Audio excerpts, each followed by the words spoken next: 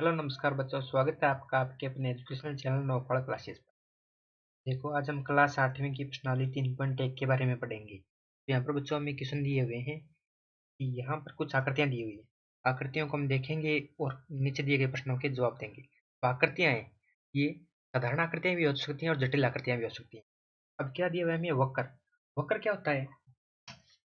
वक्र कोई भी हमने पेन से एक रेखा से दूसरी रेखा, तो ये भी एक वक्र हो गया, ये भी एक क्या हो गया? वक्र हो गया।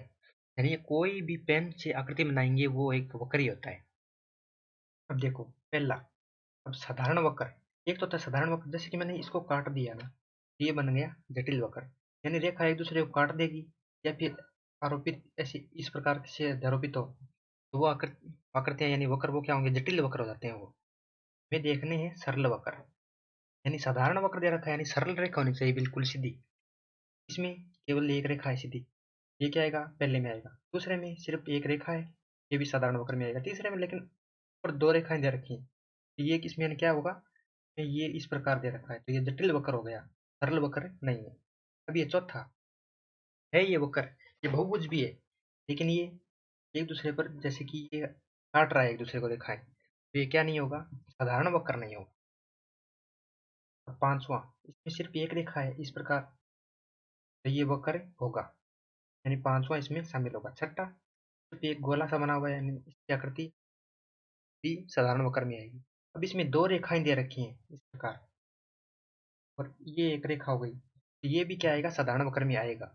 अब साधारण बंद वक्र, जो हमने वक्र पढ़े हैं ये सारे बंद ही थे, इसलिए ये साधारण बंद वक्र भी हो जाएंगे। यानी वक्र दोस्तों खुला भी हो सकता है, इस प्रकार ये भी क्या है? एक वक्र है।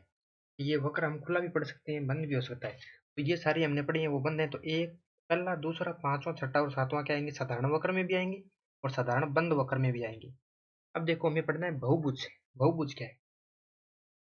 अब बहुभुज में देखो, एक तो ये है,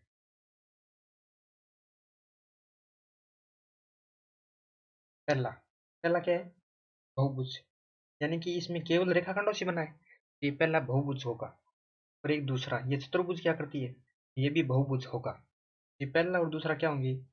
बहुभुज होंगे। चौथा भी क्या होगा? एक बहुभुज, ये भी होगा एक बहुभुज। ये है जटिल वक्र है, लेकिन बहुभुज होगा ये। अब उत्तल बहुभुज, उत्तल बहुभुज क्या है? दूसरा, यानी उत्तल बहुभुज की मैंने क्या परिभाषा बताई थी कि जिसका प्रत्येक कोण 180 डिग्री से कम हो। इसका प्रत्येक कोण क्या है? 180 डिग्री से कम है, ये क्या कहलाएगा? उत्तल बहुभुज। और अब देखते हैं हम अवतल बहुभुज। अवतल बहुभुज एक तो पहला ये रहा, इसमें 180 डिग्री से अधिक है कम से कम एक कोण, ये हो गया। और इसमें भी 180 डिग्री से अधिक मिल जाएगा कोण।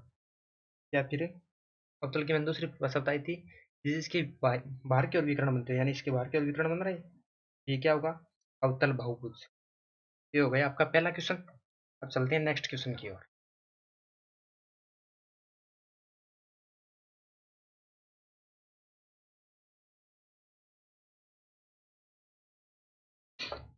देखो समबहुभुज क्या है? एक समबहुभुज का नाम बताइए जिसमें।